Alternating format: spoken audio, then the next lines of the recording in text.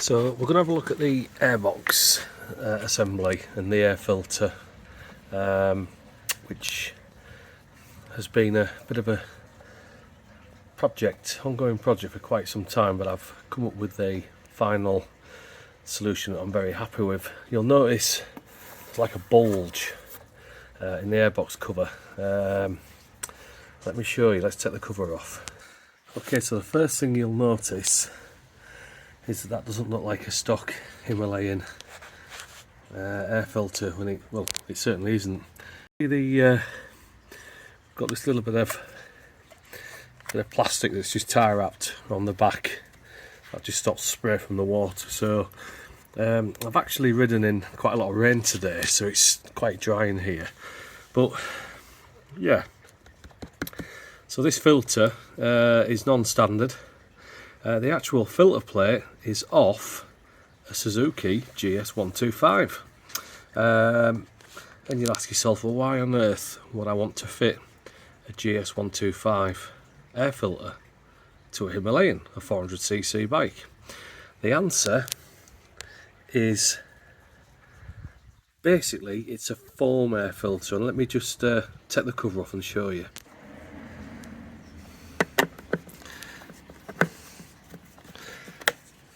Okay, so I've got the intake plate off, which it's been cut down. It's basically like it's a velocity stack.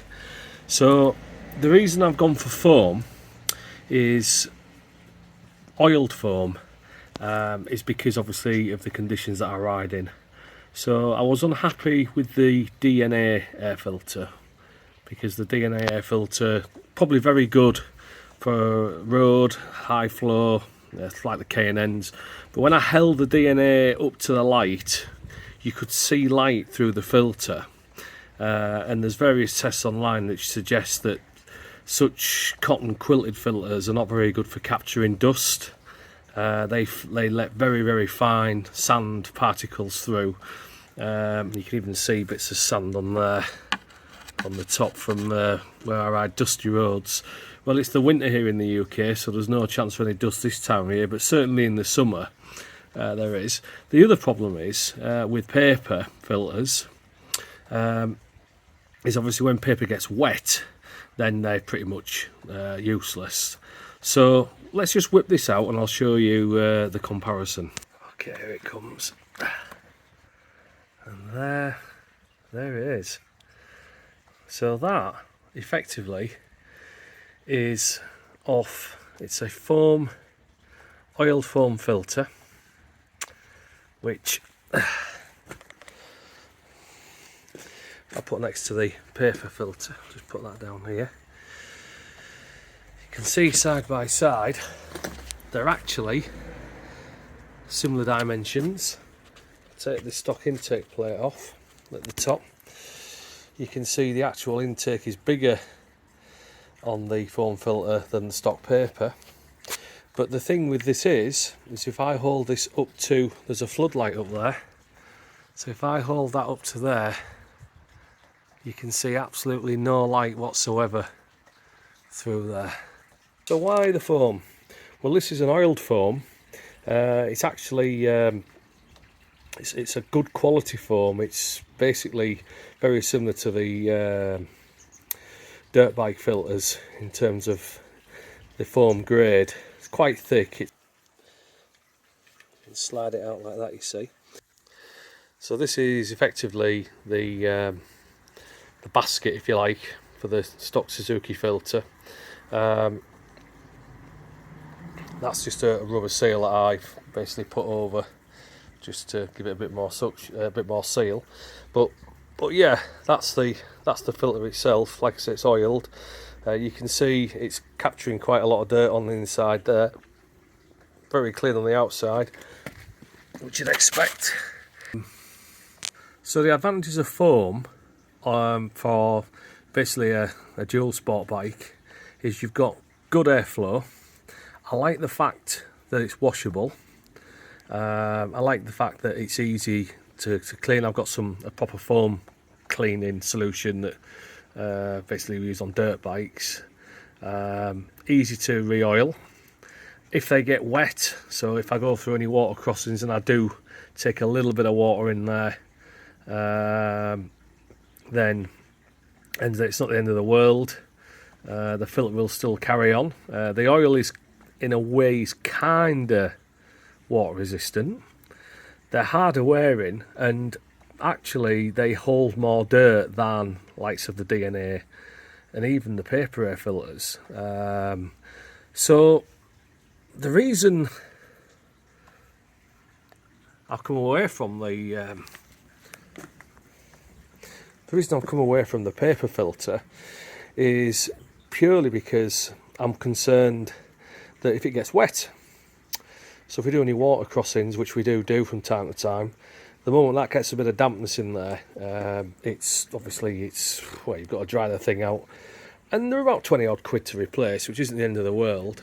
Whereas the foam, obviously, well, it speaks for itself. Dry that out easily, and even when that gets wet, it will still filter and it will still flow. So this plate, so you ask yourself, why do I fit this? Well, this is basically a velocity intake. Now, on the stock GS filter, there's actually quite a cone on there, like a ram. Yeah, so on the stock intake plate or velocity plate, that's basically what it is. The Suzuki one does come with a short, it's got like a short stack on there, but what I've done is I've actually cut that open. I've actually cut that stack off, and just to give it a little bit of an intake. And surprisingly, with this filter setup in place, the bike performs very, very well. The good part throttle. With this off, it's very loud. You get a lot of induction roar, similar to the DNA filter and plate. But when I fit this, it quietens it down, but it flows better. Actually gives a little bit of torque. And basically, there's quite a lot of theory with intake tuning. And in a way, one of the worst things you can have on a motorcycle, believe it or not, is just an open intake. You actually need to have an airbox and preferably some kind of snorkel. So I did run with, like I say, with the snorkel and that in place here. So I did actually run with that for quite a while. And out of interest, I was just curious to see if I was to cut that. End of the day, it's just experimental, and yeah, much better. So more freer flowing, better airflow, definitely. Not as loud as a DNA, and it certainly gives an overall quality package. So this actual GS filter, the whole airbox, I bought an airbox and filter for £25 off eBay.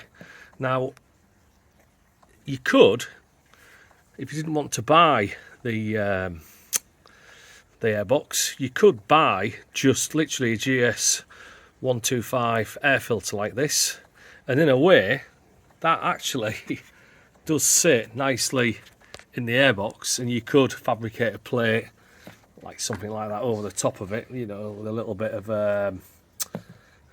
jiggery pokery, but it's actually exactly the same size. So the air intake of the Himalayan is exactly the same size as the GS 125. So let's put this back together again. So there's the basket, and that just simply slides into the air filter. Push that down like so, and that's it. And you can see you've got a big open plate there. Like I said earlier, that will be very noisy, and it will affect the performance, the feel of the engine, certainly on a part throttle. So putting the intake stack plate on there serves as two things. You get a faster airflow because it's reduced in size, but also it's in a trumpet shape. So it pulls air nicely, through all air, obviously through the total area, into the filter. and the bike revs nicely, it cruises nicely with that plate on. With that plate off, very loud, good acceleration, but very, very loud, and it seems to lose its torque, you know, it's like mid-range. Plate back on, much better. Yeah, so there we go. Previous videos I've run snorkels on this bike. I've been worried about water ingress, purely when I had the DNA filter on and the paper. The foam, much more suited, I think, for general purpose like dirt use, gravel use, dirt, dust. I think for the road bike, you'd be all right with the DNA and the K&N, but I like the foam, like I say. And you can pick these up for not a lot of money at all, even if you just literally bought the filter. So there we go, guys.